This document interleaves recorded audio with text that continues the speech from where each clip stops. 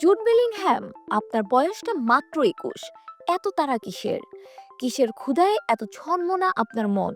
উত্তরটা পুরোপুরি জানা না থাকলেও তার সাফল্যের কথা ঠিকই জানে পুরো ফুটবল বিশ্ব। ম্যাচের পর ম্যাচ গোল অ্যাসিস্ট করে যাচ্ছেন তিনি। ফরওয়ার্ড লাইনে না খেলেই হয়ে উঠেছেন ফরওয়ার্ড। সর্বশেষ স্প্যানিশ সুপার কাপের মায়োর্কার বিপক্ষে গোল করেছেন এই ইংলিশম্যান। সেই গোলটা অবশ্য দেখার মতন ছিল। প্রথমে রদ্রিগোর হেডার গোলবারে লেগে ফিরে আসে কিলিয়ান এমবাপ্পের কাছে।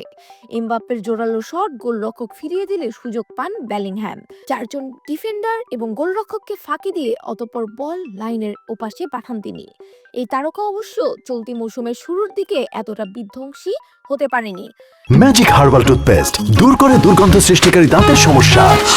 ইয়েস, দেখাও তোমার ম্যাজিক। তবে গত নভেম্বরে ওসাসুনার বিপক্ষে গোল পাওয়ার পর থেকে বদলে যায় দৃশ্যপট। সব মিলিয়ে শেষ ১২ ম্যাচে ৯ বার জালের দেখা পেয়েছেন তিনি। আবার অ্যাসিস্ট করেছেন চারবার। মায়োর্কার বিপক্ষে রিয়াল মাদ্রিদকে অবশ্য সংগ্রাম করতে হয়েছে। প্রথমার্ধে রিয়ালকে পুরোপুরি ঠেকিয়ে রাখতে পেরেছিল তারা। বল দখলে যোজন যোজন এগিয়ে থেকেও স্কোরবোর্ডে পরিবর্তন আনতে পারেনি লস ব্ল্যাঙ্কোসরা। যদিও বেলিংহ্যামের গোলের পর তার উন্মুক্ত হয়ে যায়। ইনজুরি টাইমে গোল করেন রদ্রিগো।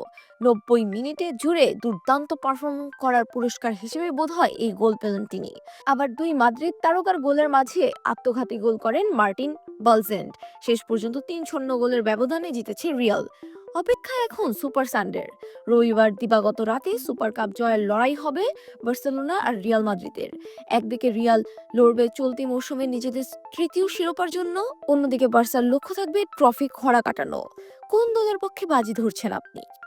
শাহানা পারভীন নূপুর, খেলা ৭১।